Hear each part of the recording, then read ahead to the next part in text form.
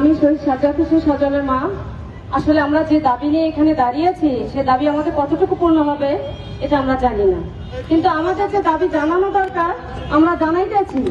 কিন্তু আমরা আমিয়া স্যারের নামে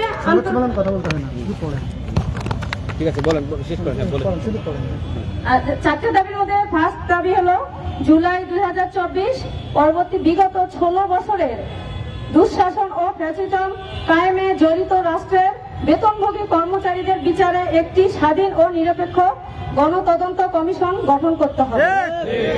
2 নম্বর হচ্ছে বিগত 3টি নির্বাচনে জনগণের ভোটাধিকার কেড়ে নেওয়ার সাথে জড়িত রাষ্ট্রের কর্মচারীদের চিহ্নিত করে গ্রেপ্তার ও বিচারের আওতায় আনতে হবে। 3 অন্তর্বর্তীকালীন সরকারের উপদেষ্টাদের অধীন মন্ত্রণালয়ের অধীন বর্তমান চাকরিরত ও পলাতক ফ্যাসিস্ট রাষ্ট্রীয় কর্মচারীদের তালিকা প্রকাশ করতে হবে।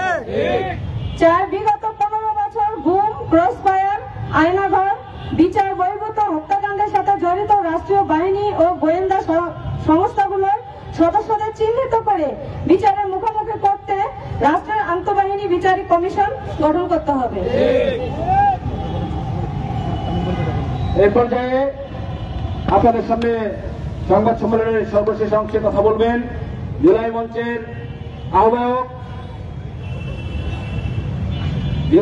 24-এর গণ আন্দোলনের অন্যতম সম্মুখ সারির যোদ্ধা, ঢাকা বিশ্ববিদ্যালয়ের শিক্ষার্থী জনাব আরিফুল ইসলাম তালুকদার। সংগ্রামী উপস্থিতি এবং সুপ্রিয় সাংবাদিক বৃন্দ, সবাইকে আসসালামু আলাইকুম।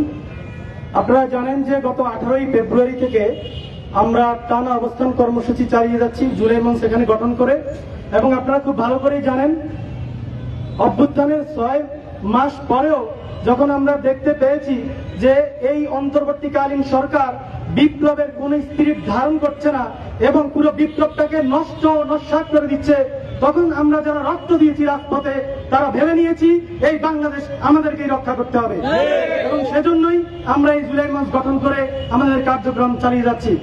আপনারা কয়েকটা গুরুত্বপূর্ণ পয়েন্ট আপনাদেরকে বলছি। আজকে আমরা এখানে বললাম দুঃশাসন ও গণহত্যায় জড়িত রাজনীতিবিদদের বিচার হলে আমাদের কেন নয়, এটি ইতিমধ্যে আমাদের মুখপাত্র জনাব সাকিব হোসেন আপনাদেরকে পড়ে শুনিয়েছেন, এবং আমাদের দাবিগুলো স্পষ্টভাবে আমাদের শহীদ পরিবার প্রতিনিধি জনাব শাহিনা বেগম পড়ে শুনিয়েছেন।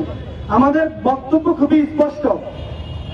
কিছুদিন আগে একটা তথ্য পেয়েছি, আমাদের কোন একজন জুলাই যোদ্ধাকে কোন একটা ইস্যুতে একজন পুলিশ ধরেছে, তারপরে তাকে হাজতে পিটাতে বলতেছে, তোরা কি মনে করস শেখ হাসিনা চলে গেছে, তার সেটআপ কি ভারত চলে গেছে, তার সেটআপ এখনো বাংলাদেশে আছে, এই কথা বলতেছে। আপনি সচিবালয়ে গেলে এখন আপনারা সেটাই দেখতে পাবেন, পুরো সেটআপটা এখনো প্রেসিডেন্টের সেটআপ রয়েছে, যার ফলে তারা কি কি কৌশল করেছে শোনেন। আপনারা দেখে থাকবেন কিছুদিন আগে বলা হচ্ছে যে জুলাই যোদ্ধাদেরকে মাসিক ভাতা দেওয়া হবে, আবার বলা হচ্ছে চাকরিতে তাদের জন্য কোটা রাখা হবে, আবার বলা হচ্ছে তাদের জন্য এটা করা হবে সেটা করা হবে। কি যে করা হয় ওই জুলাই যোদ্ধারা এবং আহত এবং শহীদরা কিন্তু জানে। তারা কিন্তু প্রত্যেকটা মন্ত্রণালয়ে বা বিভাগে ঘোরাফেরা করছে, কিন্তু তারা যথাযথভাবে তারা সেই সেবাটা পাচ্ছে না। এগুলো বলার মাধ্যমে কি করতেছে জানেন? এগুলো বলার মাধ্যমে 24-এর বিপ্লবটাকে তারা বিতর্কিত করতেছে।